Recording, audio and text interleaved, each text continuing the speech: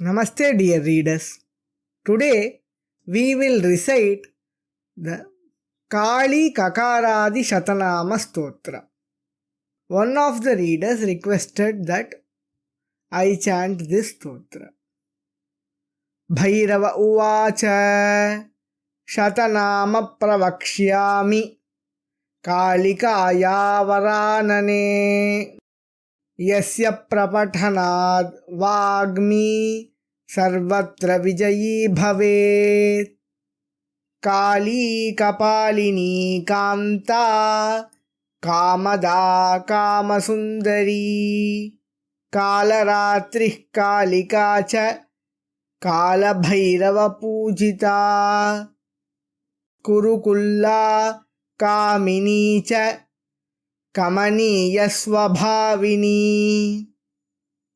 Kulina Kulakartricha Kulavartma Prakashini Kasturi Rasanilacha Kamya Kamaswarupini Kakaravarna Nilaya Kamadhenu Karalika Kulakanta Karalasya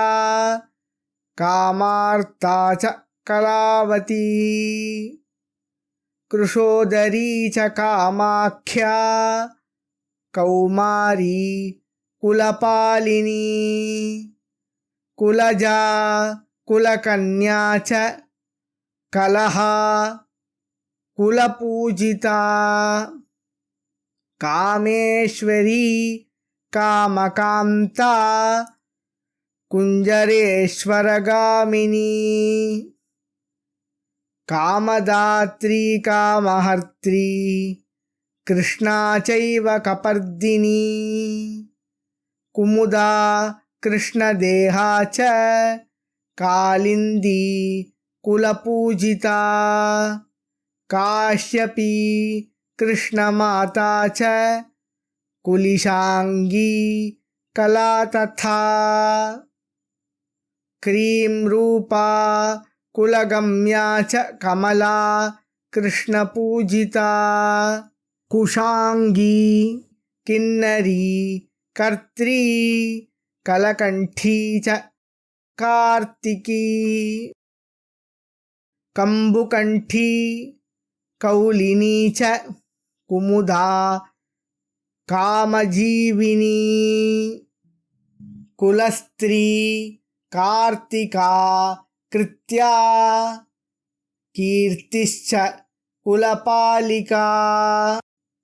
Kamadevakala Kalpalata Kamangavardhini Kunti cha Kumudaprita Kadamba Kusumotsuka Kadambini Kamalini Krishnananda Pradayini Kumari Pujanarata Kumari Ganashobhita Kumari Ranjanarata Kumari Vratadharini Kankali Kamaniya cha Kama Shastra Visharada Kapala Khatwanga Dhara Kala Bhairava Rupini Kotari Kotarakshi cha Kashi Kailasavasini Katyayani Karyakari Kavya Shastra Pramodini Kamakarshana Rupa cha Kamapita Nivasini Kangini Kakini Krida Kutsita Kalahapriya Kundagolodbhava Prana Kaushiki Kirtivardhini Kumbhastani Kataksha cha Kavya Kokanada Priya Kantaravasini Kantihi Katina Krishna Vallabha इति ते कथितं देवी गुह्याद्गुह्यतरं परं प्रपठेद्यैदं नित्यं कालिनामशताष्टकम् त्रिषु लोकेषु देवेशी तस्यासाध्यं न विद्यते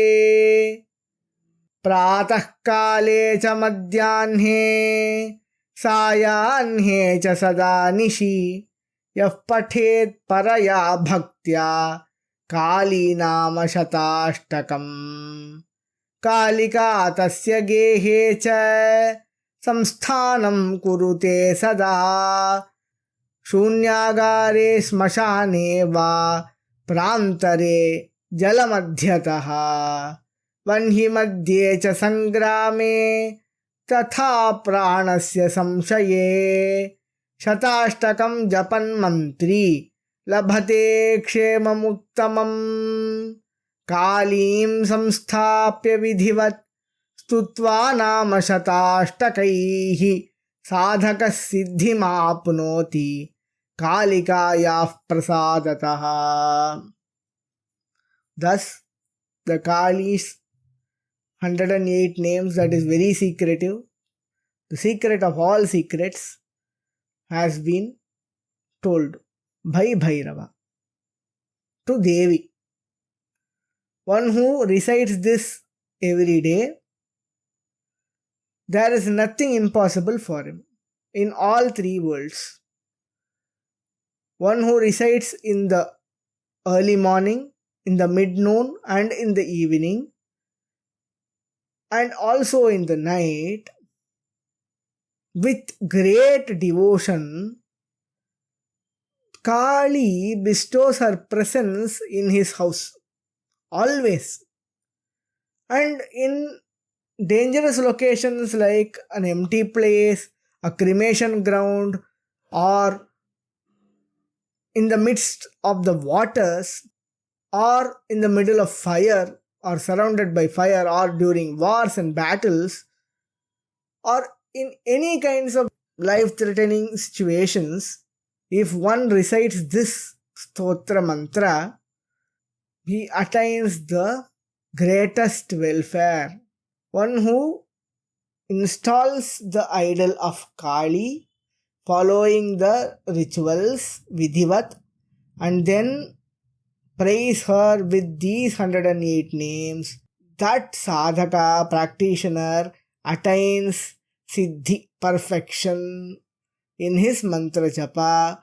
by the grace of Kalika.